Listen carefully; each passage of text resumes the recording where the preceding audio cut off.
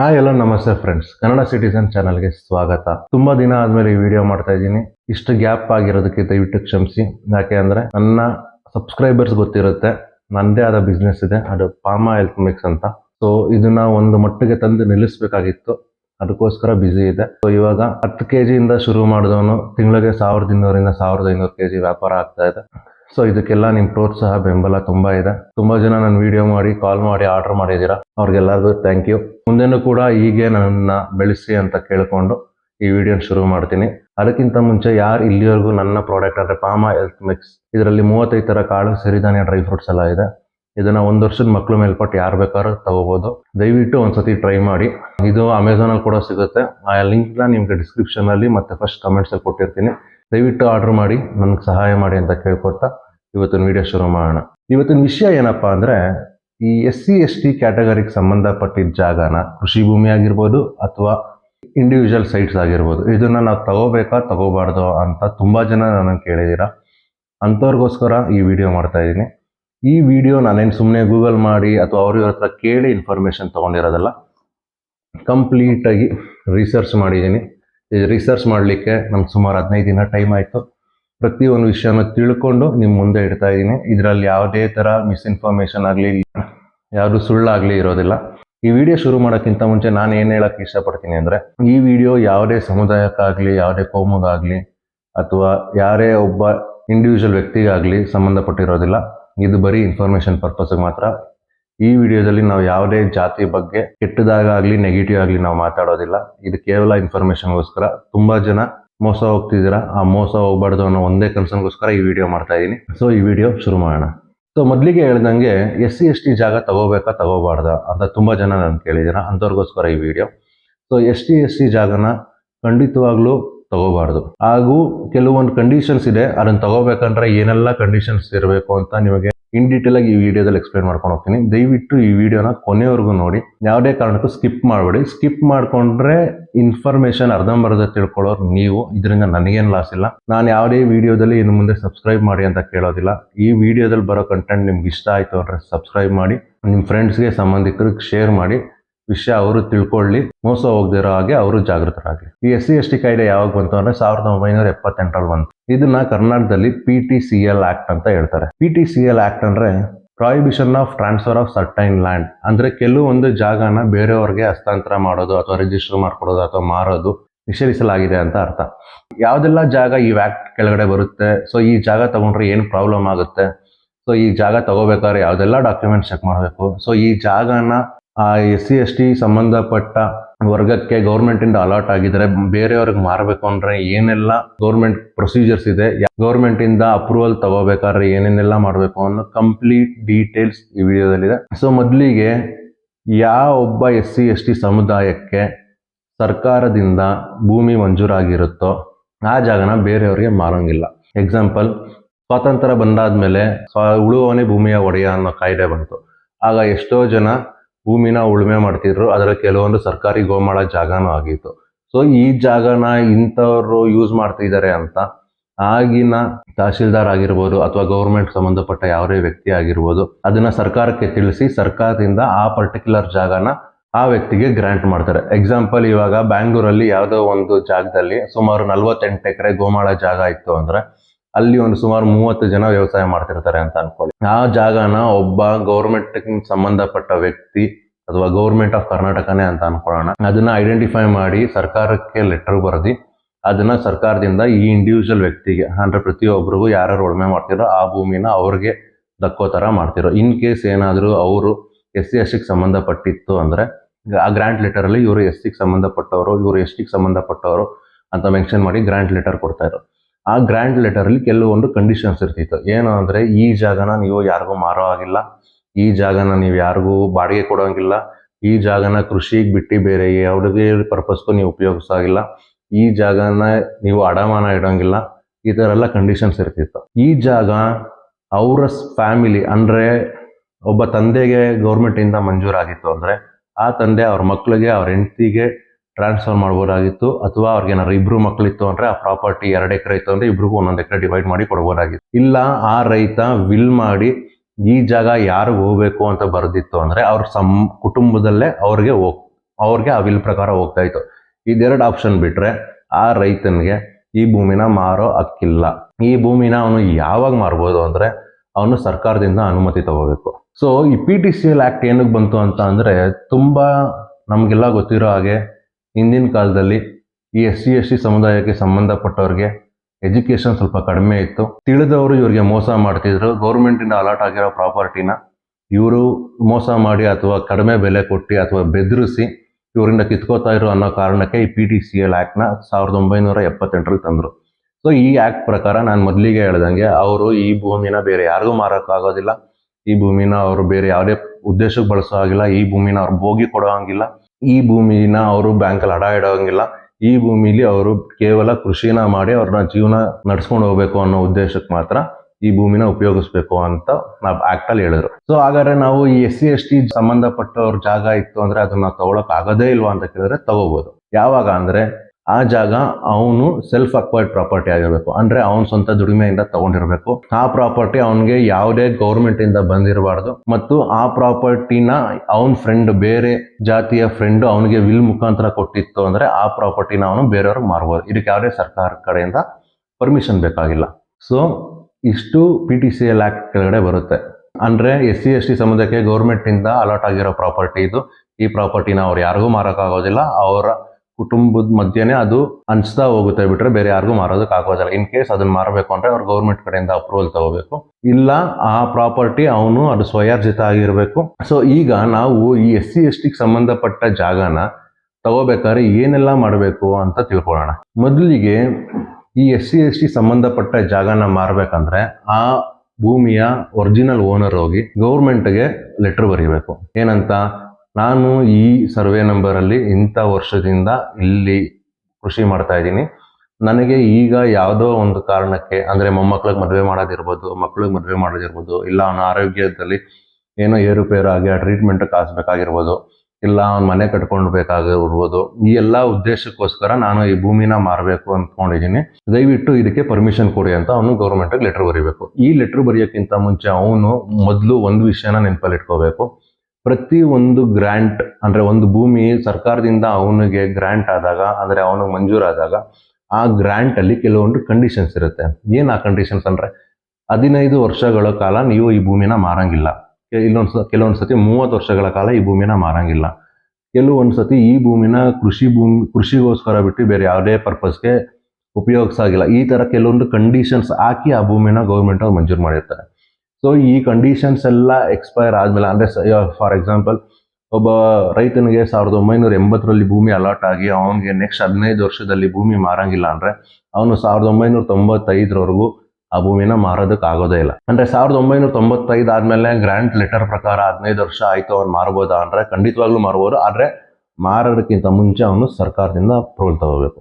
So ಈ ಸರ್ಕಾರದಿಂದ approval ತಗೋಬೇಕಾದ್ರೆ ಅವನು ಗೌರ್ಮೆಂಟ್ ಪತ್ರ ಬರೀಬೇಕು. ಅದು ತಹಶೀಲ್ದಾರ್ಗೆ ಹೋಗುತ್ತೆ, ಅಸಿಸ್ಟೆಂಟ್ ಕಮಿಷನರ್ಗೆ ಹೋಗುತ್ತೆ, ಮತ್ತೆ ಅದೇ ಲೆಟ್ರು ಡಿಸ್ಟ್ರಿಕ್ಟ್ ಕಮಿಷನರ್ಗೆ ಹೋಗುತ್ತೆ, DC ಹೋಗುತ್ತೆ, ಅದಾದ್ಮೇಲೆ ಸರ್ಕಾರಕ್ಕೆ ಹೋಗುತ್ತೆ. ಸೊ ಎಲ್ಲಾನು ವೆರಿಫೈ ಮಾಡಿ ಸರ್ಕಾರದವರು ಅಥವಾ ಡಿಸ್ಟ್ರಿಕ್ಟ್ ಕಮಿಷನರ್ ಆಗಿರ್ಬೋದು, ಇಲ್ಲ ಅಸಿಸ್ಟೆಂಟ್ ಕಮಿಷನರ್ ಆಗಿರ್ಬೋದು, ಆ ರೈತನಿಗೆ ಅವನ್ ಏನ್ ಉದ್ದೇಶಕ್ಕೋಸ್ಕರ ಆ ಭೂಮಿನ ಮಾರ್ತಿದ್ದಾನೆ ಅಂತ ತಿಳ್ಕೊಂಡು ವೆರಿಫೈ ಮಾಡಿ ಅವನಿಗೆ ಅಪ್ರೂವಲ್ ಕೊಡ್ತಾರೆ. ಈ ಅಪ್ರೂವಲ್ ಕೊಡ್ಬೇಕಾದ್ರೆ ಕೆಲವೊಂದು ಕಂಡೀಷನ್ಸ್ ಇರುತ್ತೆ. ಏನು ಅಂದ್ರೆ ನೀನ್ ಈ ಭೂಮಿನ ಮಾರಿದ್ದ ದುಡ್ಡಲ್ಲಿ ಇದೇ ಅಳತೆಯ ಭೂಮಿನ ಬೇರೆ ಕಡೆ ತಗೋಬೇಕು.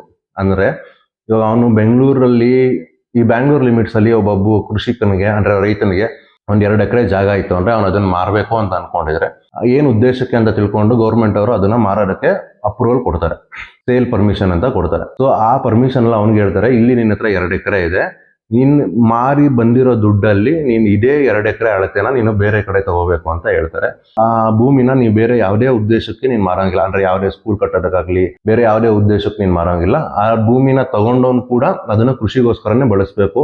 ಇನ್ ಕೇಸ್ ಏನಾದ್ರು ಅದನ್ನ ಕೃಷಿ ಬಿಟ್ಟು ಬೇರೆ ಉದ್ದೇಶಕ್ಕೆ ಬಳಸ್ಬೇಕು ಅಂದ್ರೆ ಅವ್ನು ತಿರ್ಗಾ ಯಾರು ಆ ಭೂಮಿನ ತಗೊಂಡಿರ್ತಾನೋ ಆ ರೈತನಿಂದ ಅವನು ತಿರ್ಗಾ ಸರ್ಕಾರದ ಹತ್ರ ಬಂದು ಅಪ್ರೂವಲ್ ತಗೊಂಡು ಯಾವ ಉದ್ದೇಶಕ್ಕೋಸ್ಕರ ಮಾಡ್ತಿದ್ದಾನೆ ಅಂತ ಅಪ್ರೂವಲ್ ಸಿಕ್ಕಾದ್ಮೇಲೆ ಅವನು ಆ ಉದ್ದೇಶಕ್ಕೆ ಅದನ್ನ ಉಪಯೋಗಿಸ್ಕೋಬಹುದು ಅಂತೆಲ್ಲ ರೂಲ್ಸ್ ಅಂಡ್ ರೆಗ್ಯುಲೇಷನ್ಸ್ ಇರುತ್ತೆ. ಇಷ್ಟೆಲ್ಲ ಕಂಡೀಷನ್ ಹಾಕಿ ಸೇಲ್ ಪರ್ಮಿಷನ್ ಸಿಕ್ಕಾದ್ಮೇಲೆ ಆ ಒರಿಜಿನಲ್ ಓನರ್ ಯಾರಿಗ್ ಮಾರ್ತಿದ್ದಾನೋ ಅವನ ಹತ್ರ ಫಸ್ಟ್ ಇಷ್ಟು ಅಮೌಂಟ್ ಅಂತ ಈಸ್ಕೊಂಡು ಆ ಅಮೌಂಟ್ಗೆ ಅವನು ಕರ್ನಾಟಕದಲ್ಲಿ ಬೇರೆ ಎಲ್ಲರೂ ಸರಿ ಅದೇ ಅಳತೆಯ ಭೂಮಿನ ತಗೋಬೇಕಾಗಿರುತ್ತೆ.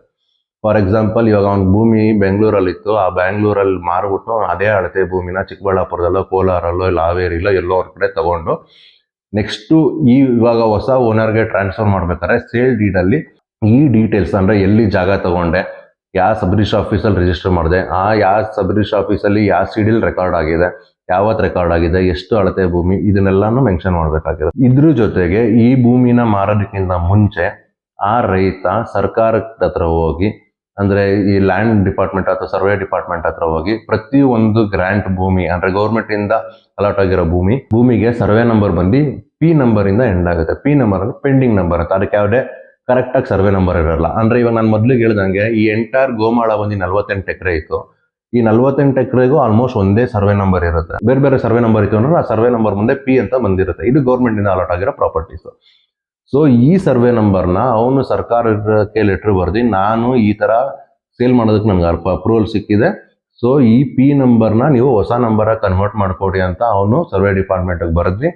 ಸರ್ವೆ ಡಿಪಾರ್ಟ್ಮೆಂಟ್ ಅವರು ಅದನ್ನ ಸರ್ವೆ ಮಾಡಿ ಅವನ ಜಾಗ ಎಲ್ಲಿ ಬರುತ್ತೆ ಅಂತ ಅದಕ್ಕೆ ಅಕರ್ ಬಂದು ಮತ್ತೆ ಸರ್ವೆ ಲ್ಯಾಂಡ್ನ ಬೌಂಡ್ರಿ ಮಾರ್ಕ್ ಮಾಡ್ಕೊಟ್ಟು ಅದಕ್ಕೆ ಹೊಸ ಸರ್ವೆ ನಂಬರ್ ಅಲಾಟ್ ಮಾಡ್ತಾರೆ. ಫಾರ್ ಎಕ್ಸಾಂಪಲ್ ಇವಾಗ ಒಂದು ಸರ್ವೆ ನಂಬರ್ ಬಂದು 100 ಪಿ ಅಂತ ಇತ್ತು ಅಂದ್ರೆ ಸರ್ವೆ ನಂಬರ್ ಬಂದು 200 ಇಲ್ಲ 300, ಅವ್ರಿಗೆ ರೆಕಾರ್ಡ್ಸ್ ಅಲ್ಲಿ ಯಾವ ನೆಕ್ಸ್ಟ್ ಸರ್ವೆ ನಂಬರ್ ಬರುತ್ತೋ ಅದನ್ನ ಆ ಊರಿಗೆ ಸಂಬಂಧಪಟ್ಟಿದ್ದ ಸರ್ವೆ ನಂಬರ್ನ ಅವ್ರು ಅದು ಅಲಾಟ್ ಮಾಡಿ, ಅದೇ ತರ ಆ ಕರೆಂಟ್ ಓನರ್ ಯಾರಿಗೆ ಈ ಭೂಮಿ ಗೌರ್ಮೆಂಟ್ ಇಂದ ಮಂಜೂರಾಗಿರುತ್ತೋ ಹೊಸ ಸರ್ವೆ ನಂಬರ್ ಬಂದಾದ್ಮೇಲೆ ಅದನ್ನ ಮ್ಯೂಟೇಷನ್ ಮಾಡಿ, ಅಂದ್ರೆ ಮ್ಯೂಟೇಷನ್ ಅಂದ್ರೆ ಹಳೆ ಸರ್ವೆ ನಂಬರ್ನ ಚೇಂಜ್ ಮಾಡಿ ಹೊಸ ಸರ್ವೆ ನಂಬರ್ನ RTCಲಿ ರಿಫ್ಲೆಕ್ಟ್ ಆಗೋ ತರ ಅವನು ಗೌರ್ಮೆಂಟ್ಗೆ ಲೆಟರ್ ಬರೆದಿ ಅದನ್ನ ಚೇಂಜ್ ಮಾಡಿಸ್ಬೇಕು. ಸೊ ಇದು ಮ್ಯೂಟೇಷನ್ ಆದ್ಮೇಲೆ ಫಾರ್ ಎಕ್ಸಾಂಪಲ್ ಯಾರೋ ಒಬ್ಬ, ಅಂದ್ರೆ ನಾನೇ ತಗೊಳ್ಳಿ, ಸಂದೀಪ್ ಅನ್ನೋ ಹೆಸರಲ್ಲಿ ನನಗೆ ಗೌರ್ಮೆಂಟ್ ಜಾಗ ಅಲಾಟ್ ಆಗಿರುತ್ತೆ ಸರ್ವೆ ನಂಬರ್ 100 ಪಿಲಿ. ನಾನು ಅದನ್ನ ಮ್ಯೂಟೇಷನ್ ಮಾಡಿ ಹೊಸ ಸರ್ವೆ ನಂಬರ್ ಸಂದೀಪ್ ಅನ್ನೋನ್ಗೆ 200ನೇ ಸರ್ವೆ ನಂಬರ್ ಆಗಿ ಅಲಾಟ್ ಮಾಡಿದೀವಿ ಅಂತ ಸರ್ಕಾರ ಹೇಳುತ್ತೆ. ಅದನ್ನ ಮ್ಯೂಟೇಷನ್ ಕಾಪಿ ಅಂತ ಬರುತ್ತೆ. ಆ ಮ್ಯೂಟೇಟ್ ಮಾಡಾದ್ಮೇಲೆ ಹೊಸ ಸರ್ವೆ ನಂಬರ್ ಅಲಾಟ್ ಆಗುತ್ತೆ. ಒಂದ್ಸತಿ ಹೊಸ ಸರ್ವೆ ನಂಬರ್ ಅಲಾಟ್ ಆದ್ಮೇಲೆ ತಿರ್ಗಾ ಅದೇ ಕರೆಂಟ್ ಓನರು ಸರ್ಕಾರದ ಹತ್ರ ಹೋಗಿ ಈ ಹೊಸ ಸರ್ವೆ ನಂಬರ್ನ ಆನ್ಲೈನ್ ಅಲ್ಲಿ ಅಪ್ಡೇಟ್ ಮಾಡಾದ್ಮೇಲೆ RTCಲಿ ನೆಕ್ಸ್ಟ್ ಅವನು ಇವಾಗ 2022ರಲ್ಲಿ ಆ ಭೂಮಿನ ಮಾರ್ತಾ ಇದ್ದಾನೆ ಅಂದ್ರೆ 2012ಕ್ಕಿಂತ ಮುಂಚೆ ಅವನು ಮೊದಲಿಗೆ ಗೌರ್ಮೆಂಟ್ ಇಂದ ಮಾರೋದಕ್ಕೆ ಅಪ್ರೂವಲ್ ತಗೊಂಡಿರ್ಬೇಕು. ಅದಾದ್ಮೇಲೆ ಹೊಸ ನಂಬರ್ನ ಅಲಾಟ್ ಹೊಸ ಸರ್ವೆ ನಂಬರ್ನ ಅಲಾಟ್ ಮಾಡಿಸ್ಕೋಬೇಕು. ಪಿ ನಂಬರ್ನ ಚೇಂಜ್ ಮಾಡಿ ಹೊಸ ಸರ್ವೆ ನಂಬರ್ ತಗೋಬೇಕು.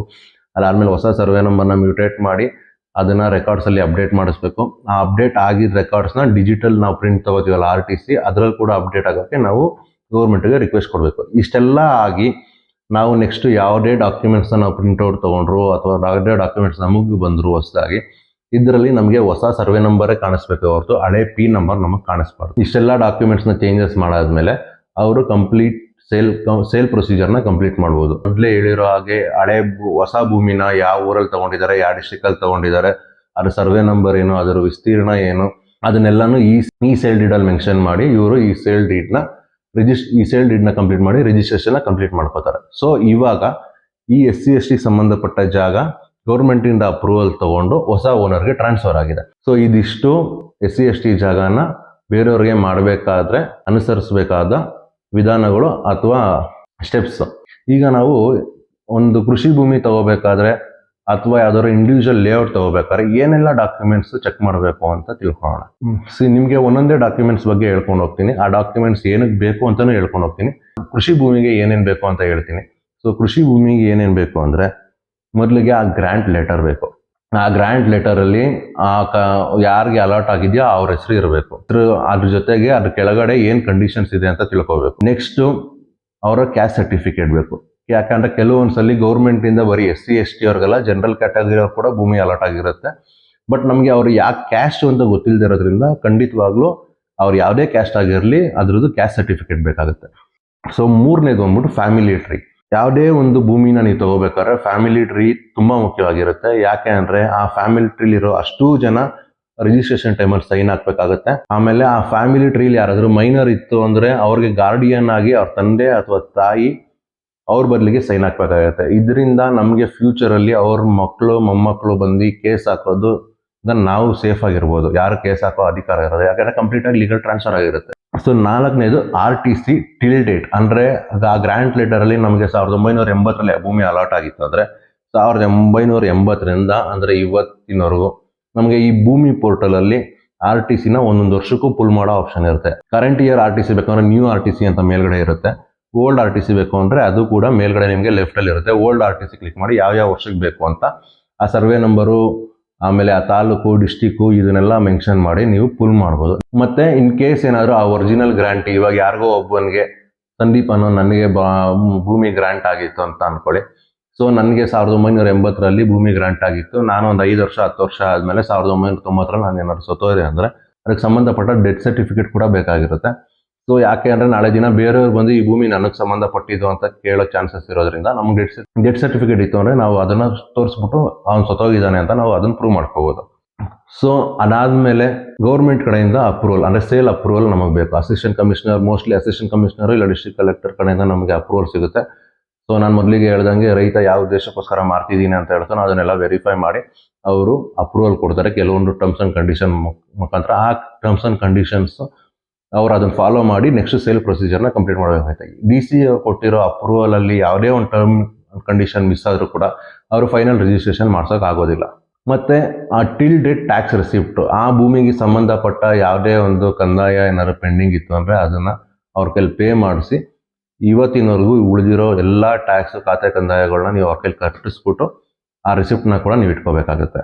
ಆಮೇಲೆ ಮೊದಲು ಹೇಳ್ದಂಗೆ ನಿಮಗೆ ಕರೆಂಟ್ ಓನರ್ ಅಂದರೆ ಈ ಭೂಮಿ ಯಾರು ಗ್ರಾಂಟ್ ಆಗಿರುತ್ತೋ ಅವನು ಸರ್ಕಾರದ ಹತ್ರ ಹೋಗಿ ಅದನ್ನು ಪೋಡಿ ಮಾಡಿಸಿ ಹಳೆ ಸರ್ವೆ ನಂಬರ್ನ ಹೊಸ ಸರ್ವೆ ನಂಬರ್ ಚೇಂಜ್ ಮಾಡಿಸಿ ಅದನ್ನೆಲ್ಲ ಅವನು ಆನ್ಲೈನಲ್ಲಿ ಅಪ್ಡೇಟ್ ಮಾಡಿಸಿ ಆ ಹೊಸ ಸರ್ವೆ ನಂಬರ್ನೇ ಅವನು ಈ ಸೇಲ್ಡಲ್ಲಿ ಮೆನ್ಷನ್ ಮಾಡಿ ರಿಜಿಸ್ಟರ್ ಮಾಡ್ಕೊಡ್ಬೇಕಾಗುತ್ತೆ. ಕೆಲವೊಂದ್ಸತಿ ಈ RTCನಲ್ಲಿ ನಮಗೆ ರೈಟ್ ಕಾರ್ನರಲ್ಲಿ 2ನೇ ಕಾಲಮಲ್ಲಿ ನಮಗೆ ಆ ಭೂಮಿ ಮೇಲೆ ಏನಾದ್ರು ಕೋರ್ಟ್ ಕೇಸ್ ಇದ್ರೆ ಅಥವಾ ಭೂಮಿ ಮೇಲೆ ಅವ್ರು ಯಾವ್ದಾದ್ರು ಬ್ಯಾಂಕಲ್ಲಿ ಸಾಲ ತಗೊಂಡಿರ್ರೆ ಈ ಹಸು ತಗೊಳ್ಳೋದಕ್ಕೆ ಮತ್ತೆ ಟ್ರ್ಯಾಕ್ಟರ್ ತಗೊಳ್ಳೋದಕ್ಕೆಲ್ಲ ಸಾಲ ತಗೋತಾರೆ. ಗೌರ್ಮೆಂಟ್ ಕಡೆಯಿಂದ ಏನಾದ್ರು ರೆಸ್ಟ್ರಿಕ್ಷನ್ಸ್ ಇದ್ರೆ ಅಂದರೆ ಈ ಭೂಮಿನ ನೀವು 15 ವರ್ಷ ಮಾರೋ ಆಗಿಲ್ಲ ಅಂದರೆ ಅದು ಅಷ್ಟು ಡೀಟೇಲ್ಸ್ ಅಲ್ಲಿ ಮೆನ್ಷನ್ ಆಗಿರುತ್ತೆ. ಸೊ ಆ ಡೀಟೇಲ್ಸ್ನ ನೀವು ಗೌರ್ಮೆಂಟ್ ಕೊಟ್ಟಿರೋ ಅಪ್ರೂವಲ್ ಲೆಟರ್ ಪ್ರತಿಯೊಂದು ಎತ್ಕೊಂಡು ಹೋಗಿ ಸರ್ವೆ ಡಿಪಾರ್ಟ್ಮೆಂಟ್ಗೋ ಅಥವಾ ಈ RTC ಎಲ್ಲ ಮ್ಯಾನೇಜ್ ಮಾಡ್ತಾರಲ್ಲ ಆ ಡಿಪಾರ್ಟ್ಮೆಂಟ್ಗೆ ಎತ್ಕೊಂಡು ಹೋಗಿ ಕೊಟ್ಟಾದ್ಮೇಲೆ ಅವರು ಅದನ್ನು ರಿಮೂವ್ ಮಾಡ್ತಾರೆ. ಅದು ರಿಮೂವ್ ಆಗಿದೆಯಾ ಅಂತ ಕನ್ಫರ್ಮ್ ಮಾಡ್ಕೊಂಡ್ಮೇಲೆ ನೀವು ನೆಕ್ಸ್ಟ್ ಸೇಲ್ ಪ್ರೊಸೀಜರ್ಗೆ ಮುಂದೆ ಹೋಗ್ಬೇಕಾಗುತ್ತೆ. ಮತ್ತೆ ಹೊಸ ಸರ್ವೆ ನಂಬರು ನಿಮ್ಮ ಸೇಲ್ ಡೀಟೇಲ್ ಮೆನ್ಷನ್ ಆಗಿರಬೇಕು. ಅದ್ರ ಜೊತೆಗೆ ಹಳೆ ಸರ್ವೆ ನಂಬರು ಅಂದರೆ ಹಳೆ ಸರ್ವೆ ನಂಬರು 100 ಈಗ ಹೊಸ ಸರ್ವೆ ನಂಬರ್ 200 ಆಗಿ ಪರಿವರ್ತನೆ ಆಗಿದೆ ಅಂತ ಮೆನ್ಷನ್ ಮಾಡಿ ಅದನ್ನು ನೀವು ಫುಲ್ ಸೇಲ್ ಡೀಟೇಲ್ ಮೆನ್ಷನ್ ಮಾಡಬೇಕು. ಸೊ ಇಷ್ಟೆಲ್ಲ ಯಾರು ಗ್ರಾಂಟ್ ಆಗಿರುತ್ತೋ ಆ ರೈತ ಅವ್ನು ಮಾಡಿಕೊಟ್ಟಾದ್ಮೇಲೆ ಒರಿಜಿನಲ್ ಓನರು ಈಗ ಬೇರೆ ಒಬ್ಬನಿಗೆ ಪ್ರಾಪರ್ಟಿನ ಟ್ರಾನ್ಸ್ಫರ್ ಮಾಡ್ತಾನೆ ಅಂದರೆ ಮಾರಿರ್ತಾನೆ. ಸೊ ಈಗ ಈ ಭೂಮಿ ತಗೊಂಡವನು ಏನು ಮಾಡಬೇಕು ಅಂದರೆ ತಿರ್ಗಾ ಸರ್ಕಾರದ ಹತ್ರ ಹೋಗಿ ಎಲ್ಲ ಡಾಕ್ಯುಮೆಂಟ್ಸ್ ಅಂದರೆ ಈ ಪಾಣಿ RTC ಪ್ರತಿಯೊಂದೂ ಹಳೆ ಓನರ್ ಹೆಸರಲ್ಲೇ ಇರುತ್ತೆ. ಸೊ ಸರ್ಕಾರದ ಹತ್ರ ಹೋಗಿ ಇದಿಷ್ಟು ಡಾಕ್ಯುಮೆಂಟ್ಸ್ ನಾನು ಇವಾಗ ಮೊದಲು ಏನು ಹೇಳಿದೆ ನಿಮಗೆ ಅಪ್ರೂವಲ್ ಲೆಟರು ಅವ್ರು ಮೊದಲು ತೊಗೊಂಡಿರೋ ಭೂಮಿ ಎಲ್ಲ ಡೀಟೇಲ್ಸ್ ಎತ್ಕೊಂಡು ಅವ್ರು ಕೊಟ್ಟು ಮ್ಯೂಟೇಷನ್ ಮಾಡಿಸ್ಬೇಕಾಗುತ್ತೆ. ಮ್ಯೂಟೇಷನ್ ಅಂದರೆ ಏನಿಲ್ಲ, ಹಳೆ ಓನರ್ ಹೆಸರಿಂದ ಹೊಸ ಓನರ್ ಹೆಸರನ್ನ ಚೇಂಜ್ ಮಾಡಿಸೋಬೇಕು. ನಾಳೆ ದಿನ ನೀವೇನೇ ಡಾಕ್ಯುಮೆಂಟ್ಸ್ ಪ್ರಿಂಟ್ಔಟ್ ತೊಗೊಂಡ್ರು ಅಂದರೆ ಈ 2022ವರೆಗೂ ಹಳೆ ಓನರ್ ಹೆಸರು ಬರುತ್ತೆ. 2022 ಮೇಲೆ ಈ ಪ್ರಾಪರ್ಟಿ ನೀವು ತೊಗೊಂಡಿರೋದ್ರಿಂದ 2023-24ರಲ್ಲಿ ನಾವು ಏನೇ RTC ಅಥವಾ ಯಾವುದೇ ಡಾಕ್ಯುಮೆಂಟ್ಸ್ ಈ ಜಾಗಕ್ಕೆ ಸಂಬಂಧಪಟ್ಟಿದ್ದು ನಾವು ಸರ್ಕಾರದಿಂದ ತಗೊಂಡಾಗ ಅದರಲ್ಲಿ ನಿಮ್ಮ ಹೆಸರು ಮೆನ್ಷನ್ ಆಗಿರಬೇಕು. ಅದನ್ನು ನೀವು ಮರೀದೆ ಮಾಡಿಸ್ಲೇಬೇಕು. ಯಾವುದೇ ಕಾರಣಕ್ಕೂ ಹಳೆ ಓನರ್ ಹೆಸರನ್ನ ಅದೇ ಥರ ಇರೋದಕ್ಕೆ ಬಿಡಬೇಡಿ. ನಾಳೆ ದಿನ ತುಂಬ ಪ್ರಾಬ್ಲಮ್ ಆಗುತ್ತೆ. ಯಾಕೆಂದರೆ ಏನಾದರೂ ಸರ್ಕಾರ ಜಾಗನ ಅಕ್ವೈರ್ ಮಾಡಿದ್ರೆ ಅಲ್ಲಿ ಏನಾದರೂ ರೋಡ್ ಬರ್ತಿದೆಯೋ ಇಲ್ವಾ, ಯಾವುದೋ ಒಂದು ರೈಲ್ವೆ ಸ್ಟೇಷನ್ ಬರ್ತಿದೆಯೋ ಇಲ್ಲ ಪೋಸ್ಟ್ ಆಫೀಸ್ ಬರ್ತಿದೆಯೋ ಯಾವುದೋ ಒಂದು ಉದ್ದೇಶಕ್ಕೆ ಸರ್ಕಾರದಿಂದ ಅಕ್ವೈರ್ ಆಯಿತು ಅಂದರೆ ನಾಳೆ ದಿನ ಏನಾದರೂ ಅದಕ್ಕೆ ಕಾಂಪನ್ಸೇಷನ್ ಅಂದರೆ ಪರಿಹಾರ ಕೊಡಬೇಕಾದ್ರೆ ಪಾಣಿ ಅಥವಾ RTCಲಿ ಯಾರ ಹೆಸರು ಇರುತ್ತೋ ಅವ್ರಿಗೆ ಪರಿಹಾರ ಹೋಗುತ್ತೆ ಹೊರತು ನಿಮ್ಮ ಹೆಸರ ಡಾಕ್ಯುಮೆಂಟೇಶನ್ ನೀವು ಟ್ರಾನ್ಸ್ಫರ್ ಅಂದರೆ ನೀವು ತೊಗೊಂಡಿದ್ರು ಕೂಡ ನಿಮಗೆ ಬರೋದಿಲ್ಲ. ಸೊ ಪ್ರತಿಯೊಬ್ಬರು ಮರೀದೆ ನಿಮ್ಮ ಜಾಗ ತಗೊಂಡಿದ ತಕ್ಷಣ ಕೃಷಿ ಭೂಮಿ ಮ್ಯೂಟೇಷನ್ ಮಾಡಿ ನಿಮ್ಮ ಹೆಸರಿಗೆ ಟ್ರಾನ್ಸ್ಫರ್ ಮಾಡಿಸ್ಕೋಬೇಕಾಗುತ್ತೆ. ಸೊ ಇವಾಗ ಇದಿಷ್ಟು ನಾನು ಹೇಳಿದ್ದು ಕೃಷಿ ಭೂಮಿ ತಗೋಬೇಕಾದ್ರೆ ಏನೆಲ್ಲ ಡಾಕ್ಯುಮೆಂಟ್ಸ್ ನೀವು ತಗೋಬೇಕು, ಏನೆಲ್ಲ ವೆರಿಫೈ ಮಾಡಬೇಕು, ಯಾವುದೆಲ್ಲ ಅಪ್ರೂವಲ್ ಬೇಕು ಅಂತ. ನೆಕ್ಸ್ಟ್ ಯಾರಾದರೂ ಸೈಟ್ ತಗೋಬೇಕು ಅಂದರೆ ಆ ಸೈಟು SC/ST ಜಾಗಕ್ಕೆ ಸಂಬಂಧಪಟ್ಟಿದೆಯೋ ಇಲ್ವೋ ಅಂತ ಚೆಕ್ ಮಾಡೋದು ಹೇಗೆ ಅಂದರೆ ಇದಿಷ್ಟು ನಾನು ಮೊದಲು ಏನು ಹೇಳಿದ್ನೋ ಅದಷ್ಟು ಡಾಕ್ಯುಮೆಂಟ್ಸ್ ನೀವು ಚೆಕ್ ಮಾಡಬೇಕಾಗುತ್ತೆ. ಇಲ್ಲಾಂದರೆ ಸೇಫರ್ ಸೈಡು ನೀವು ಯಾರೇ ಒಬ್ಬರು ಸೈಟ್ ತಗೋಬೇಕಾದ್ರೆ ಆ ಡೆವಲಪರ್ ಹತ್ರ ನೀವು ಈ ಪ್ರಾಪರ್ಟಿ ಅವರು ಜನರಲ್ ಕ್ಯಾಟಗರಿಗೆ ಸೇರಿದ್ದು ಅಂತ ಹೇಳಿದ್ರೂ ಪರವಾಗಿಲ್ಲ, ನೀವು ಅದನ್ನು ಅವ್ರ ಕ್ಯಾಸ್ಟ್ ಸರ್ಟಿಫಿಕೇಟ್ ಇಸ್ಕೊಳ್ಳಿ. ಆ ಭೂಮಿ ಮಾರೋರಿಗೆ ಇಲ್ಲ ಭೂಮಿ ವ್ಯವಹಾರ ಮಾಡೋರಿಗೆ ಕ್ಯಾಸ್ಟ್ ಸರ್ಟಿಫಿಕೇಟ್ ಕೇಳೋದ್ರಲ್ಲಿ ಏನೂ ತಪ್ಪಿಲ್ಲ. ಯಾಕಂದರೆ ಇಲ್ಲಿ ನಾವು ಲಕ್ಷಾಂತರ ರೂಪಾಯಿ ದುಡ್ಡು ಹಾಕ್ತಿರ್ತೀವಿ, ನಮ್ಮ ಸೇಫಲ್ಲಿ ನಾವಿರಬೇಕಾಗಿರುತ್ತೆ. ಅವ್ರ ಕ್ಯಾಸ್ಟ್ ಸರ್ಟಿಫಿಕೇಟ್ ಇಸ್ಕೊಂಡು ವೆರಿಫೈ ಮಾಡ್ಕೊಳ್ಳಿ. ಮತ್ತು ಯಾವುದೇ ಭೂಮಿ ನೀವು ತಗೋಬೇಕಾದ್ರೆ ಆ ಭೂಮಿಯ ಸರ್ವೆ ನಂಬರ್ P ಇಂದ ಎಂಡ್ ಆಯಿತು ಅಂದರೆ ಅದು ಗೌರ್ಮೆಂಟ್ ಲ್ಯಾಂಡ್ ಅಂತಾನೆ ಅರ್ಥ. ಅಂದರೆ ಅದು ಗೌರ್ಮೆಂಟಿಂದ ಅಲಾಟ್ ಆಗಿರೋ ಪ್ರಾಪರ್ಟಿ. ಈ ಥರ ಈ P ನಂಬರ್ಗಳ ಸೈಟು ಅಥವಾ ಈ P ನಂಬರ್ ಜಮೀನ ತಗೋಬೇಕಾದ್ರೆ ಫಸ್ಟ್ ನೀವು ಅನ್ಕೋಬೇಕು, ಇದು ಗೌರ್ಮೆಂಟಿಂದ ಬಂದಿರೋ ಪ್ರಾಪರ್ಟಿ ಅಂತ. ಸೊ ಅದು ಗೊತ್ತಾಗಿದ ತಕ್ಷಣ ನೀವು ಈ ಹಿಂದೆ ನಾನು ಏನು ಹೇಳಿದೆ ಅಷ್ಟು ಡಾಕ್ಯುಮೆಂಟ್ಸ್ನ ವೆರಿಫೈ ಮಾಡಬೇಕಾಗುತ್ತೆ. ಆದಷ್ಟು ಸೇಫ್ ಆಗಿ ಈ ಪ್ರಾಪರ್ಟಿನ ನೋಡಿ ತಗೊಳ್ಳಿ. ಸೊ ಇವಾಗ ನಾವು ಒಂದು ಸೈಟ್ ತಗೋಬೇಕಂದ್ರೆ ಏನೆಲ್ಲ ಡಾಕ್ಯುಮೆಂಟ್ಸ್ ಚೆಕ್ ಮಾಡಬೇಕು ಅಂತ ನಾನು ನಿಮ್ಗೆ ಹೇಳ್ತಾ ಇದ್ದೀನಿ. ಸೊ ಮೊದಲಿಗೆ ಹೇಳ್ದಂಗೆ ಇದು ಪಿ ನಂಬರ್ ಆಗಿರೋದ್ರಿಂದ, ಪಿ ನಂಬರ್ ಅಂತ ಹೇಳಿದ ತಕ್ಷಣ ಇದು ಗೌರ್ಮೆಂಟಿಂದ ಅಲಾಟ್ ಆಗಿರೋ ಪ್ರಾಪರ್ಟಿ ಅಂತ ನಾವು ಅನ್ಕೋಬೇಕು. ಸೊ ಇದು ನಮ್ಮ ಪಿ ನಂಬರ್ ಅಂತ ಗೊತ್ತಿದ ತಕ್ಷಣ ಅವ್ರ ಕ್ಯಾಸ್ಟ್ ಸರ್ಟಿಫಿಕೇಟ್ ಇಸ್ಕೊಂಡು ಅವ್ರು ಯಾವ ಕ್ಯಾಟಗರಿಗೆ ಸೇರ್ತಾರೆ ಅಂತ ನಾವು ತಿಳ್ಕೋಬೇಕು. ಇನ್ ಕೇಸ್ ಅವ್ರು ಏನಾದ್ರು SC ST ಸೇರ್ಕೊಂಡಿತ್ತು ಅಂದರೆ ಅವರು ಪ್ರೀವಿಯಸ್ಲಿ ಗೌರ್ಮೆಂಟಿಂದ ಅಪ್ರೂವಲ್ ತೊಗೊಂಡಿದ್ದಾರೆ ಇದನ್ನು ಮಾರೋದಕ್ಕೆ ಅಂತ ತಿಳ್ಕೋಬೇಕು. ಗೌರ್ಮೆಂಟಿಂದ ಅಪ್ರೂವಲ್ ತೊಗೊಂಡಾದ್ಮೇಲೆ ಎಲ್ಲಾನು ಮ್ಯೂಟೇಷನ್ ಆಗಿ ಕರೆಂಟ್ ಓನರ್ ಹೆಸರಲ್ಲೇ ಎಲ್ಲ ಡೀಟೇಲ್ಸ್ ಇದೆಯಾ ಅಂತಲೂ ಚೆಕ್ ಮಾಡಬೇಕು. ಎಲ್ಲ ಡೀಟೇಲ್ಸ್ ಅಪ್ಡೇಟ್ ಆಗಿದೆ ಅಂತ ಗೊತ್ತಾದ್ಮೇಲೆ ನಾವು ಏನೇ ಆನ್ಲೈನಲ್ಲಿ ಹೋಗಿ ನಾವೇ ಸ್ವತಃ RTC ಅಥವಾ ECನ ಪುಲ್ ಮಾಡಿದಾಗ ನಮಗೆ ಆ ಡೀಟೇಲ್ಸ್, ನಮಗೆ ಆ ಕರೆಂಟ್ ಓನರ್ ಡೀಟೇಲ್ಸ್ ಅದ್ರಲ್ಲಿ ರಿಫ್ಲೆಕ್ಟ್ ಆಗಬೇಕು. ಯಾವುದೇ ಕಾರಣಕ್ಕೂ ಒಬ್ಬ ಡೆವಲಪರ್ ಕೊಟ್ಟಿರೋ ಡಾಕ್ಯುಮೆಂಟ್ಸ್ನ ಬ್ಲೈಂಡಾಗಿ ಬಿಲೀವ್ ಮಾಡಬೇಡಿ. ಆ ಪ್ರತಿಯೊಂದು ಡಾಕ್ಯುಮೆಂಟ್ಸ್ನ ನೀವು ಆನ್ಲೈನಲ್ಲಿ ಪುಲ್ ಮಾಡಿ ನೀವು ಕ್ರಾಸ್ ವೆರಿಫೈ ಮಾಡ್ಕೊಳ್ಳಿ. ಈಗ ಹೊಸ ಓನರು ಕೃಷಿ ಭೂಮಿನ ಹಳೆಯ SC ST ಸಂಬಂಧಪಟ್ಟ ವ್ಯಕ್ತಿಯಿಂದ ಈ ಭೂಮಿನ ತಗೊಂಡಿದ್ದಾನೆ. ಸೊ ಈಗ ಕರೆಂಟ್ ಓನರ್ ಬಂದು ಅದನ್ನ ಅವನೇನಾದ್ರು ಲೇಔಟ್ ಮಾಡ್ತಿದ್ದಾನೆ, ರೆಸಿಡೆನ್ಷಿಯಲ್ ಪರ್ಪಸ್ ಯೂಸ್ ಮಾಡ್ತಿದ್ದಾನೆ ಅಂತ ಹೇಳಿದ್ರೆ ಆ ಹೊಸ ಓನರ್ ಬಂದು DCಗೆ ಅದನ್ನ ಅಗ್ರಿಕಲ್ಚರಲ್ ಲ್ಯಾಂಡಿನ ನಾನ್ ಅಗ್ರಿಕಲ್ಚರಲ್ ಲ್ಯಾಂಡ್ನ ಕನ್ವರ್ಷನ್ ಮಾಡೋದಕ್ಕೆ ಅಪ್ಲೈ ಮಾಡಬೇಕಾಗುತ್ತೆ ಫಸ್ಟ್. ಸೊ ಆಗ DC ಹಳೆ ಡಾಕ್ಯುಮೆಂಟ್ಸ್ನೆಲ್ಲ ವೆರಿಫೈ ಮಾಡಿ, ಸೇಲ್ ಅಪ್ರೂವಲ್ ಆಗಿರ್ಬೋದು, ಹಳೆ ಡಾಕ್ಯುಮೆಂಟ್ಸ್ ಪ್ರತಿಯೊಂದನ್ನು ವೆರಿಫೈ ಮಾಡಿ, ನೀವು ಡೆವಲಪ್ ಮಾಡ್ತಿರೋ ಲೇಔಟ್ ಜಾಗದಲ್ಲಿ ಯಾವುದೇ ಫ್ಯೂಚರ್ ಗೌರ್ಮೆಂಟ್ ಅಲ್ಲಿ ಯಾವುದೇ ಪ್ರಾಜೆಕ್ಟ್ ಬರ್ತಿಲ್ಲ, ರೋಡ್ ಬರ್ತಿಲ್ಲ, ಅಥವಾ ಗೌರ್ಮೆಂಟ್ ಯಾರು ಅಕ್ವೈರ್ ಮಾಡ್ಕೋತಾ ಇಲ್ಲ, ಅಲ್ಲಿ ಯಾವುದೋ ಲೇಔಟ್ ಬರ್ತಿಲ್ಲ ಅಂದಾಗ DC ಅವರು DC ಕನ್ವರ್ಷನ್ ರೆಸಿಡೆನ್ಷಿಯಲ್ ಪರ್ಪಸ್ ಕೊಡ್ತಾರೆ. ಕೆಲವೊಂದ್ಸಲಿ ವೇರ್ ಹೌಸ್ ಕೊಡ್ತಾರೆ, ಕೆಲವೊಂದ್ಸಲಿ ಸ್ಕೂಲು ಕಾಲೇಜು ಕಟ್ಟಕ್ಕೆ ಕೊಡ್ತಾರೆ. ಈ ತರ ತುಂಬಾ ಇದೆ. ಆದ್ರೆ ಈ ಡೆವಲಪರ್ಗಳು ಏನ್ ಮಾಡ್ತಾರೆ, ಅದನ್ನೆಲ್ಲ ಮುಚ್ಚಿಟ್ಬಿಟ್ಟು ಬರೀ DC ಕನ್ವರ್ಷನ್ ಆಗಿದೆ ಅಂತೆಲ್ಲ ಹೇಳ್ತಾರೆ. ಸೊ ದಯವಿಟ್ಟು ನೀವು ತಗೊಳ್ಳೋ ಭೂಮಿ DC ಕನ್ವರ್ಷನ್ ಆಗಿದೆಯಾ, ಅದು ರೆಸಿಡೆನ್ಷಿಯಲ್ ಪರ್ಪಸ್ ಏನಾ ಅಂತ ಚೆಕ್ ಮಾಡಿ ಆ ಭೂಮಿನ ತಗೊಳ್ಳಿ. ಮತ್ತೆ ಏನಾದ್ರೂ ಆ ಭೂಮಿ ನೀವು ತಗೊಳ್ತಾ ಇರೋ ಲೇಔಟ್ 2 ಎಕರೆ ಇತ್ತು ಅಂದ್ರೆ ಆ 2 ಎಕರೆ ಕೂಡ DC ಕನ್ವರ್ಷನ್ ಆಗಿರ್ಬೇಕು. ಕೆಲವೊಂದ್ಸಲಿ ಏನಾಗುತ್ತೆ ಅಂದ್ರೆ ಆ 2 ಎಕರೆ ಭೂಮಿಗೆ 3-4 ಸರ್ವೆ ನಂಬರ್ ಇರುತ್ತೆ. ಅಂದ್ರೆ ಇವಾಗ ಸರ್ವೆ ನಂಬರ್ 200 ಅಂದ್ರೆ ನೆಕ್ಸ್ಟ್ ಅದು ಅವ್ರ ಮಕ್ಕಳಿಗೆ ಡಿವೈಡ್ ಆಗಿ ಸರ್ವೆ ನಂಬರ್ 200/1, 200/2, 200/3 ಅಂತ ಇರುತ್ತೆ. ಕೆಲವೊಂದ್ಸಲಿ ಏನ್ ಮಾಡ್ತಾರೆ ಅಂದ್ರೆ ಡೆವಲಪರ್ಗಳು ಬರೀ 200ನೇ ನಂಬರ್ ಸರ್ವೆಗೆ ಮಾತ್ರ DC ಕನ್ವರ್ಷನ್ ಅಪ್ಲೈ ಮಾಡಿರ್ತಾರೆ. ಈ 200/1, 200/2, 200/3 ಅಪ್ಲೈ ಮಾಡಿರೋದಿಲ್ಲ. ಈ ಜನಕ್ಕೆ ನೋಡಿ ಸರ್ 200ನೇ number survey number DC conversion ಆಗಿದೆ ಅಂತ ಹೇಳ್ಬಿಟ್ಟು ಯಾಮಾರಿಸ್ತಾರೆ. ಸೊ ಇಲ್ಲೇನಾದ್ರು ನೀವು ಯಾಮಾರಿ ಸೈಟ್ ತಗೊಂತು ಅಂದ್ರೆ ಈ 200ನೇ ನಂಬರ್ ಅಲ್ಲಿ ಯಾರ್ಯಾರು ಸೈಟ್ ಸಿಗುತ್ತೋ ಅವ್ರು ಮಾತ್ರ ಸೇಫ್ ಆಗಿರ್ತಾರೆ. ಅದು DC ಕನ್ವರ್ಷನ್ ಆಗಿರುತ್ತೆ. 200/1, 200/2, 200/3 ಅಲ್ಲಿ ಯಾರು ಸೈಟ್ ತಗೊಂಡಿರ್ತಾರೋ ಅದು ರೆವಿನ್ಯೂ ಸೈಟ್ ಆಗಿರುತ್ತೆ. ಸೊ ನೀವು ಅಲ್ಲಿ ಯಾಮಾರೋ ಚಾನ್ಸಸ್ ತುಂಬಾ ಇರುತ್ತೆ. ಸೊ ದಯವಿಟ್ಟು ಇದನ್ನ ನೆನಪಲ್ಲಿ ಇಟ್ಕೊಳ್ಳಿ. ಯಾವುದೇ ಒಂದು DC ಕನ್ವರ್ಷನ್ ಆಗಿತ್ತು ಅಂದ್ರೆ ಅದು ರೆಸಿಡೆನ್ಷಿಯಲ್ ಪರ್ಪಸ್ಗೆ ಆಗಿರಬೇಕು. ಮತ್ತೆ ಆ ಎಂಟೈರ್ ಸರ್ವೆ ನಂಬರು ಆ DC ಕನ್ವರ್ಷನ್ ಸರ್ಟಿಫಿಕೇಟ್ ಅಲ್ಲಿ ಮೆನ್ಷನ್ ಆಗಿರಬೇಕು. ಎಲ್ಲಾ ಡಿಪಾರ್ಟ್ಮೆಂಟ್ ಇಂದ NOC ಬಂದಾದ್ಮೇಲೆ DC ಅವರು ಅದನ್ನ ವೆರಿಫೈ ಮಾಡಿ ಅವ್ರಿಗೆ ಅಪ್ರೂವಲ್ ಕೊಡ್ತಾರೆ. ಕೆಲವೊಂದು ಫೀಸ್, ಕನ್ವರ್ಷನ್ ಫೀಸ್ನೆಲ್ಲ ಡೆವಲಪರ್ ಕಟ್ಟಾದ್ಮೇಲೆ ಅವರು ಇದನ್ನ ರೆಸಿಡೆನ್ಷಿಯಲ್ ಪರ್ಪಸ್ ಕನ್ವರ್ಟ್ ಮಾಡಬಹುದು ಅಂತ ಅಗ್ರಿಕಲ್ಚರ್ ಇಂದ ನಾನ್ ಅಗ್ರಿಕಲ್ಚರ್ಗೆ ಕನ್ವರ್ಟ್ ಮಾಡ್ಕೊಡ್ತಾರೆ. DC ಕನ್ವರ್ಷನ್ ಲೆಟರ್ ಅಲ್ಲಿ ಲೇಔಟ್ ಫಾರ್ಮ್ ಮಾಡೋಕ್ಕಿಂತ ಮುಂಚೆ ನೀವು ಈ ಪ್ಲಾನ್ ನ ಲೋಕಲ್ ಪ್ಲಾನಿಂಗ್ ಅಥಾರಿಟಿಯಿಂದ ಅಪ್ರೂವಲ್ ತಗೋಬೇಕು ಅಂತ ಹೇಳ್ತಾರೆ. ಸೊ ಒಬ್ಬ ಡೆವಲಪರು DC ಕನ್ವರ್ಷನ್ ಸಿಕ್ಕಿದ ತಕ್ಷಣ ಅವನು ಲೇಔಟ್ ಹೇಗೆ ಬರುತ್ತೆ ಅಂತ ಪ್ಲಾನ್ ಮಾಡಿಸಿ ಅದರಲ್ಲಿ 45% ಅವನು ಅಮ್ಯುನಿಟೀಸ್ಗೆ ಬಳಸಬೇಕು. ಅಂದ್ರೆ ರೋಡು, ಪಾರ್ಕು, ಸಿವಿಕ್ ಕಮ್ಯುನಿಟಿ ಸೈಟ್ಸ್ನ ಫ್ರೀಯಾಗಿ ಗೌರ್ಮೆಂಟ್ಗೆ ಬರ್ಕೊಡ್ಬೇಕು. ಒಂದು 3% ಎಂಟೈರ್ ಭೂಮಿಲಿ ಗೌರ್ಮೆಂಟ್ಗೆ ಕೆಲವೊಂದು ಸೈಟ್ಗಳನ್ನ ಅಂದ್ರೆ ರೋಡಿಗೆ ಬರೋ ಸೈಟ್ಗಳನ್ನ ಗೌರ್ಮೆಂಟ್ಗೆ, ಅಂದ್ರೆ ನಾಳೆ ಏನಾದ್ರು ಪಾರ್ಕು, ಬಸ್ ಸ್ಟ್ಯಾಂಡ್ ಕಟ್ಟೋದಕ್ಕೆ ಸರ್ಕಾರಕ್ಕೆ ಬರ್ಕೊಡ್ಬೇಕು. ಸೊ ಇದೆಲ್ಲ ಪ್ಲಾನ್ ಮಾಡಿ ಅವನು ಲೋಕಲ್ ಪ್ಲಾನಿಂಗ್ ಅಥಾರಿಟಿ ಹತ್ರ ಅಪ್ರೂವಲ್ಗೆ ಹೋಗ್ತಾನೆ. ಸೊ ಲೋಕಲ್ ಪ್ಲಾನಿಂಗ್ ಅಥಾರಿಟಿ ಅವ್ರು ಏನ್ ಮಾಡ್ತಾರೆ, ಇದನ್ನೆಲ್ಲ ವೆರಿಫೈ ಮಾಡಿ ಲೇಔಟ್ ಡೆವಲಪ್ ಮಾಡಕ್ಕೆ ಪರ್ಮಿಷನ್ ಕೊಡ್ತಾರೆ. ಕೆಲವು ಸತಿ ಡೆವಲಪರು ಪಂಚಾಯತ್ ಹತ್ರ ಅಪ್ರೂವಲ್ ಹೋಗಿ ಅವನು ಪಂಚಾಯತ್ ನಾಮ್ಸ್ ಪ್ರಕಾರ 30 ಅಡಿ ರೋಡ್ ಬಿಡ್ತೀನಿ, ಡ್ರೈನೇಜ್ ಕೊಡ್ತೀನಿ, ವಾಟರ್ ಕನೆಕ್ಷನ್ ಕೊಡ್ತೀನಿ, ಇದೆಲ್ಲಾನು ಕೊಡ್ತೀನಿ ಅಂತ ಬರೆದು ಕೊಟ್ಟು ಪಂಚಾಯತ್ಗೆ ಬೆಟರ್ಮೆಂಟ್ ಚಾರ್ಜ್ ಕೊಟ್ಟು ರೋಡು, ಕಂಬ, ವಾಟರ್ ಕನೆಕ್ಷನ್, ಸೀವೇಜು ಇದೆಷ್ಟನ್ನು ಗೌರ್ಮೆಂಟ್ಗೆ ರಿಲೀಸ್ ಮಾಡಿ, ಅಂದ್ರೆ ಅವ್ನ ಸ್ವಂತ ಕಾಸಲ್ಲೇ ಗೌರ್ಮೆಂಟ್ಗೆ ರಿಜಿಸ್ಟರ್ ಮಾಡ್ಕೊಡ್ಬೇಕು. ಮತ್ತೆ ತುಂಬಾ ಮುಖ್ಯವಾದ ವಿಷಯ, ಟಿಲ್ ಡೇಟ್ ಅವನು ಪಂಚಾಯತಿಗೆ ಟ್ಯಾಕ್ಸ್ ಕಟ್ಟಬೇಕಾಗುತ್ತೆ. ಸೊ ದಯವಿಟ್ಟು ಪ್ರತಿಯೊಬ್ಬರು ಸೈಟ್ ತಗೊಳ್ಳೋಕ್ಕಿಂತ ಮುಂಚೆ ಆ ನಿಯರ್ ಬೈ ಪಂಚಾಯತಿಗೆ ಹೋಗಿ ಈ ಡೆವಲಪರ್ ನಿಮ್ಮ ಹತ್ರ ಅಪ್ರೂವಲ್ ತಗೊಂಡಿದ್ದಾನ, ಇವನ ಹತ್ರ ಇಂಡಿವಿಜುವಲ್ ಖಾತಾ ಇದೆ, ಇವನ ಹತ್ರ ಇಡೀ ಲೇಔಟ್ಗೆ 11B ಅಥವಾ 9A ಖಾತಾ ಇದೆ, ಅದನ್ನ ಬೈಫರ್ಕೇಟ್ ಮಾಡಿ ಇಂಡಿವಿಜುವಲ್ ಸೈಟ್ಗೆ ನೀವು ಮಾಡ್ಕೊಡ್ತೀರಾ ಅಂತ ದಯವಿಟ್ಟು PDO ಹತ್ರ ಮಾತಾಡಿ ತಿಳ್ಕೊಳ್ಳಿ. ಸೊ ಇದಿಷ್ಟು SC ST ಸಂಬಂಧಪಟ್ಟ ಜಾಗನ ತಗೋಬೇಕಾದ್ರೆ ವೆರಿಫೈ ಮಾಡಬೇಕಾಗಿರೋ ಡೀಟೇಲ್ಸ್ ಇದಿಷ್ಟು ತುಂಬಾ ಇಂಪಾರ್ಟೆಂಟು. ದಯವಿಟ್ಟು ವೆರಿಫೈ ಮಾಡಿ. ಖಂಡಿತವಾಗ್ಲೂ SC ST ಜಾಗ ತಗೊಂಡ್ರೆ ಏನೂ ಪ್ರಾಬ್ಲಮ್ ಇಲ್ಲ, ಬಟ್ ಇಷ್ಟೆಲ್ಲ ಡಾಕ್ಯುಮೆಂಟ್ಸ್ನ ಚೆಕ್ ಮಾಡಬೇಕಾಗತ್ತೆ. ಸೊ ಇದಿಷ್ಟು ಹೇಳ್ತಾ ಮತ್ತೆ ನಿಮ್ಮಲ್ಲಿ ವಿನಂತಿ ಮಾಡ್ಕೋತೀನಿ, ದಯವಿಟ್ಟು ನನ್ನ ಪ್ರಾಡಕ್ಟ್ನ ಅಮೆಝಾನಲ್ಲಿ ಆರ್ಡರ್ ಮಾಡಿ ಉಪಯೋಗಿಸಿ. ನಿಮ್ಮ ಆನೆಸ್ಟ್ ರಿವ್ಯೂ ಚೆನ್ನಾಗಿತ್ತು ಅಂದರೆ ಚೆನ್ನಾಗಿದೆ ಅಂತ ಬರೀರಿ, ಇಲ್ಲ ಅಂದರೆ ಚೆನ್ನಾಗಿಲ್ಲ ಅಂತಾನೆ ಬರೀರಿ. ಸೊ ದಯವಿಟ್ಟು ತುಂಬ ಕಷ್ಟಪಟ್ಟು 15 ದಿನ ನನ್ನ ಕೆಲಸದ ಬಿಸ್ನೆಸ್ ಮಧ್ಯೆ ಇದನ್ನೆಲ್ಲ ವೆರಿಫೈ ಮಾಡಿ ನಿಮ್ಮ ಮುಂದೆ ಈ ವಿಷಯ ತಂದಿಡ್ತಾ ಇದ್ದೀನಿ. ನನ್ನ ಬಿಸ್ನೆಸ್ನು ನೀವು ಬೆಳೆಸಿದ್ರೆ ಇದೇ ಥರ ತುಂಬ ಜೆನ್ಯೂನ್ ಆಗಿರೋ ಇನ್ಫಾರ್ಮೇಷನ್ಸ್ನ ನಿಮ್ಮ ಮುಂದೆ ತಂದಿಡ್ತೀನಿ. ದಯವಿಟ್ಟು ನನ್ನನ್ನು ಆರೈಸಿ ಅಂತ ಕೇಳ್ಕೊತಾ ಈ ವಿಡಿಯೋನ ಮುಗಿಸ್ತಾ ಇದ್ದೀನಿ. ಮತ್ತೆ ಮುಂದಿನ ವಿಡಿಯೋದಲ್ಲಿ ಸಿಗೋಣ. ಮುಂದಿನ ವಿಡಿಯೋದಲ್ಲಿ ಸಿಗೋಕ್ಕಿಂತ ಮುಂಚೆ ನಿಮ್ಗೊಂದು ವಿಷಯ ಹೇಳೋಕ್ಕೆ ಇಷ್ಟಪಡ್ತೀನಿ. ನೀವು ಯಾರಾದರೂ ಡಾಕ್ಯುಮೆಂಟ್ಸ್ನ ವೆರಿಫೈ ಮಾಡಬೇಕು ಅಂದರೆ, ನೀವು ತಗೊಳ್ತಾ ಇರೋ ಸೈಟು ಅಲ್ಲಿ ಕೆರೆ ಮೋರಿ ತೊರೆ ಏನಾದ್ರು ಲೀಗಲಾಗಿ ಟ್ರಾನ್ಸ್ಫರ್ ಆಗಿದೆಯಾ, ಪ್ರಾಪರ್ಟಿ ಹಳೆ ವಿಲೇಜ್ ಮ್ಯಾಪಲ್ಲಿ ಅಲ್ಲಿ ನೀವು ತಗೊಳ್ಳೋ ಜಾಗದಲ್ಲಿ ಮೊದಲು ಏನಿತ್ತು, ಈ ಥರ ಡಾಕ್ಯುಮೆಂಟ್ಸ್ ಕೂಡ ವೆರಿಫೈ ನಾನು ಮಾಡಿಕೊಡ್ತೀನಿ.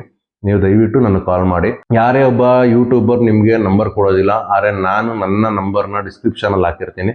ದಯವಿಟ್ಟು ನನ್ನ ನಂಬರಲ್ಲಿರುತ್ತೆ. ನಿಮ್ಗೆ ಏನೇ ಡೌಟ್ ಇತ್ತು ಅಂದ್ರೂ ನನಗೆ ಕಾಲ್ ಮಾಡಿ. ಬೆಳಗ್ಗೆ 10 ಗಂಟೆ ಮೇಲೆ ಸಂಜೆ 5 ಗಂಟೆ ಒಳಗೆ ನೀವು ಯಾವಾಗೇ ಕಾಲ್ ಮಾಡಿದ್ರು ನಾನು ನಿಮಗೆ ಸಿಗ್ತೀನಿ.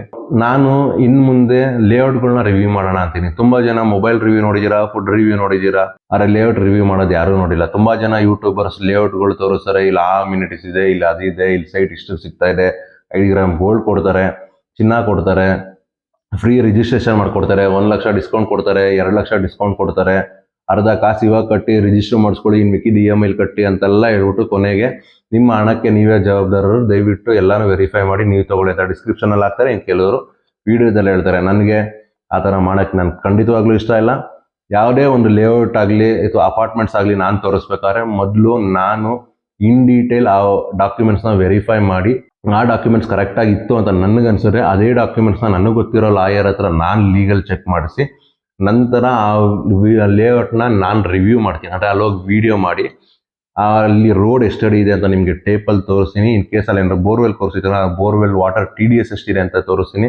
ಆಮೇಲೆ ಆ ಲೇಔಟ್ ಅಕ್ಕಪಕ್ಕ ಇದೆ. ಕೆಲವೊಬ್ರು ಏನು ಮಾಡ್ತಾರೆ ಅಂದರೆ ಈ ಲೇಔಟ್ ಪಕ್ಕ ಗೋಡೆಗಳು ಕಟ್ಬಿಡ್ತಾರೆ, ಮೋರಿ ಇರುತ್ತೋ ಅಥವಾ ಹಿಂದೆ ಸ್ಮಶಾನ ಇರುತ್ತೆ, ಇದನ್ನೆಲ್ಲ ನಮಗೆ ಕಾಣಿಸೋ ಥರ ಮುಚ್ಚಿರ್ತಾರೆ.